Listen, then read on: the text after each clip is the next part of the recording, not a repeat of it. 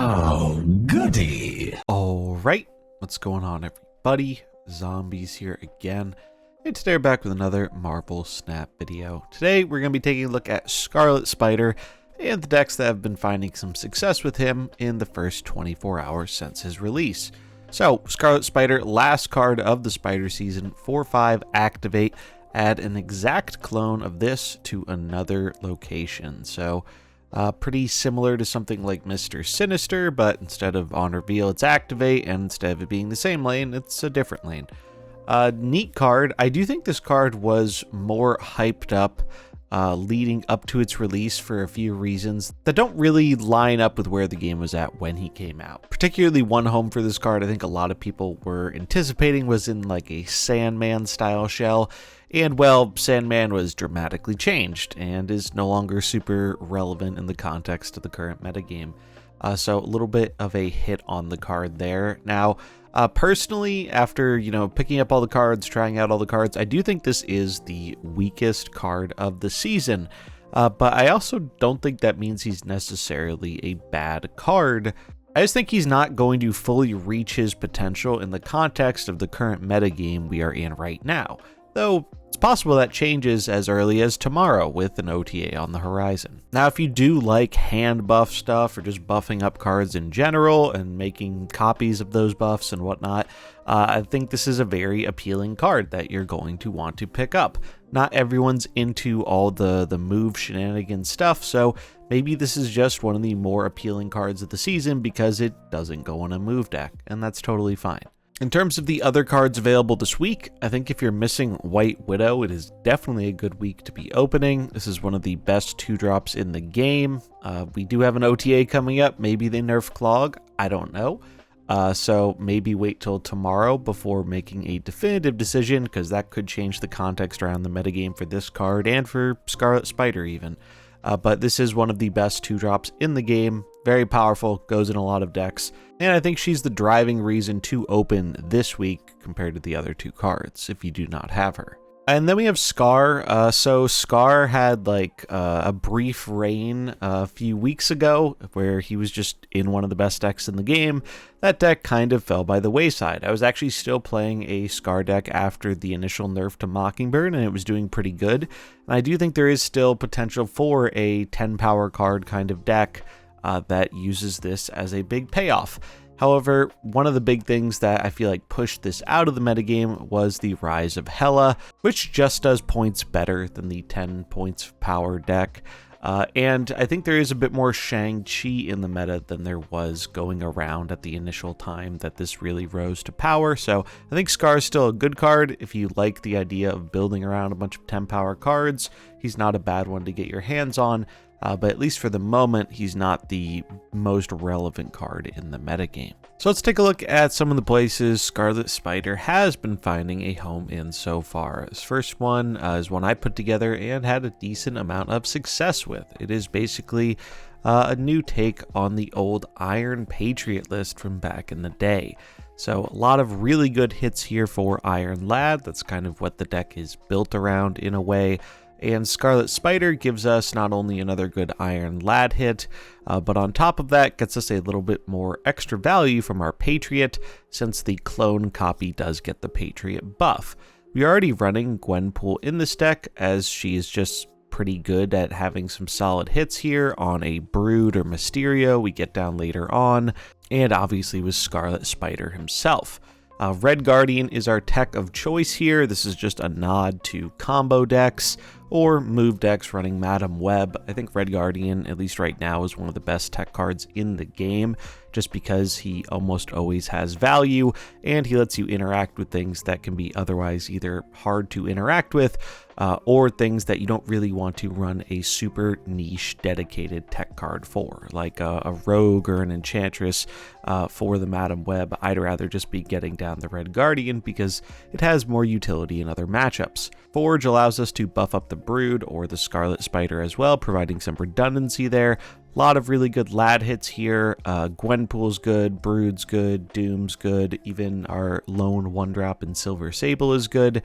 Just most of the hits here are rather good, the only unimpactful ones being Mysterio, Mockingbird, and on occasion Absorbing Man. but I've always been a big fan of Iron Lad, and this I think feels like one of the best ways to make use of him in the current meta. This deck is a little bit weaker to Clog and Hela, though. We are filling the board quite a bit if we're doing the Brood stuff. If we're not doing the Brood stuff, then it's a little bit less of a concern. And you still can beat Hela on occasion, but you know, their high roll of getting multiple discards is often going to beat your high roll in this deck. So even though it's a deck I found success with and liked, I wouldn't say it's super well positioned into some of the decks that are popular right now, but that could change tomorrow. Another deck we have here is just a kitty mid-range pile. This was popular a few weeks back, and I still think is pretty decent. The one card in here that I think isn't here, but maybe should be, is Shang-Chi, because Shang-Chi is kind of like the big equalizer right now for decks that go taller than you. You could argue you maybe want to put that in the Red Guardian or the Elsa spot, depending on personal preference, or maybe just in the Scarlet Spider spot. But obviously this is a video about the card, so we're trying it out here, and I do like the idea of it here, with our main ways of buffing him being Elsa and Gwenpool. Idea with this one is you're just doing your early scaler stuff, so you're using Kitty Pryde and some of your other cheaper cards to scale up Thena and Angela. We have Hope Summers for extra energy. Mockingbird and Sasquatch are our big card payoffs. We run Mysterio because it has good synergy with Sasquatch.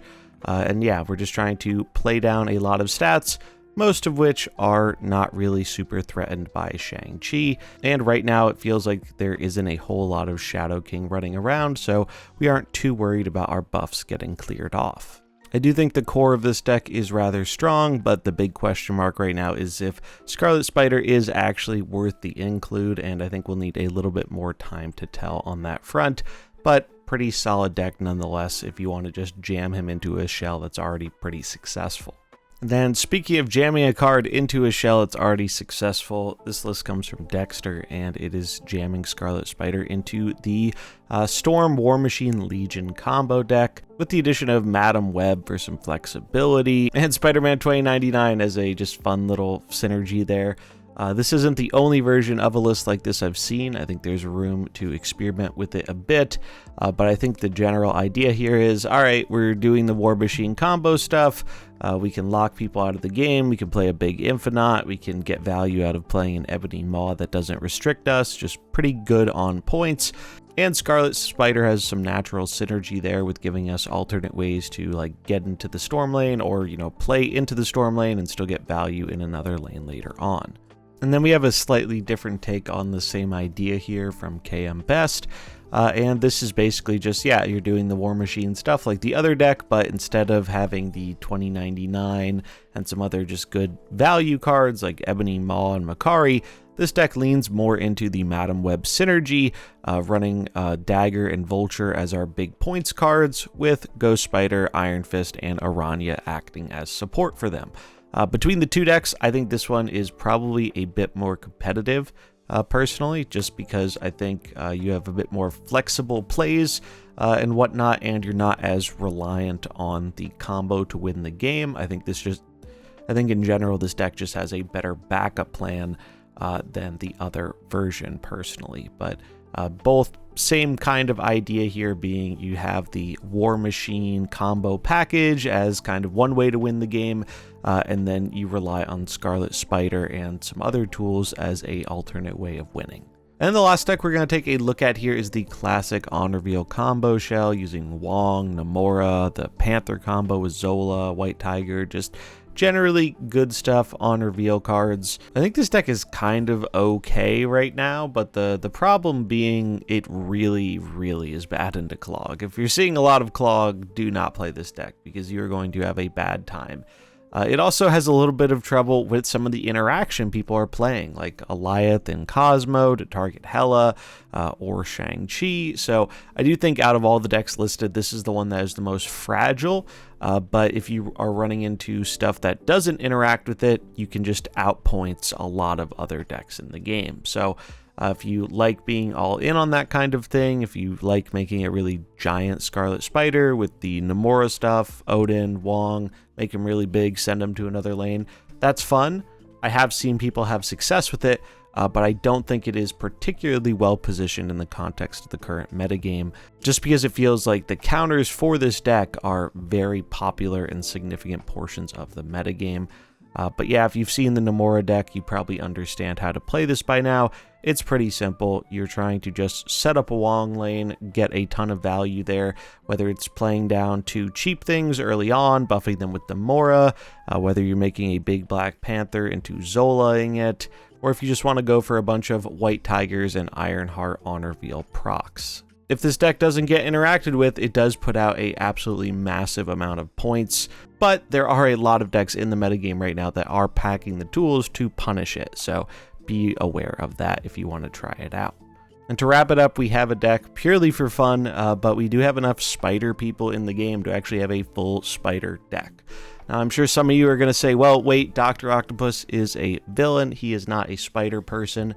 But this is where I put on my nerd glasses and say, well, technically, there was a whole run about, Dr. Octopus switching bodies with Peter Parker, where he was actually Spider-Man. Plus, he has a spider suit variant. So, Superior Spider-Man fans rejoice. We are putting him in this deck. Yeah, don't play this if your goal is to purely win games, but if you're a big Spider-Man fan and you just want to play with all the Spider People cards, honestly, in terms of theme decks, I feel like this could be a lot worse.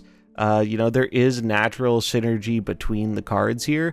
The only major downside probably being that there isn't a whole lot of move synergy for the Aranya and the Ghost Spider and Madam Web outside of just 2099 or reducing miles, but it's a theme deck. It's not meant to be the most powerful thing in the world. It's just kind of a thing to do for fun.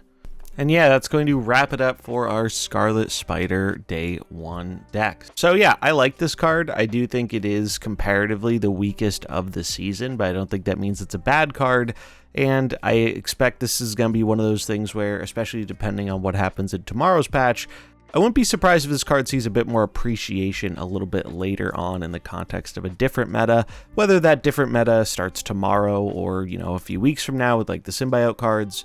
I do think there is potential for this here, but it's not going to be thriving in the context of the meta we have right now. But yeah, that's going to wrap it up for this video. If you want any of the decks, they'll be linked in the description below. Let me know what you think about Scarlet Spider and the Spotlights this week. You picking it up? Are you passing? I'd love to hear it.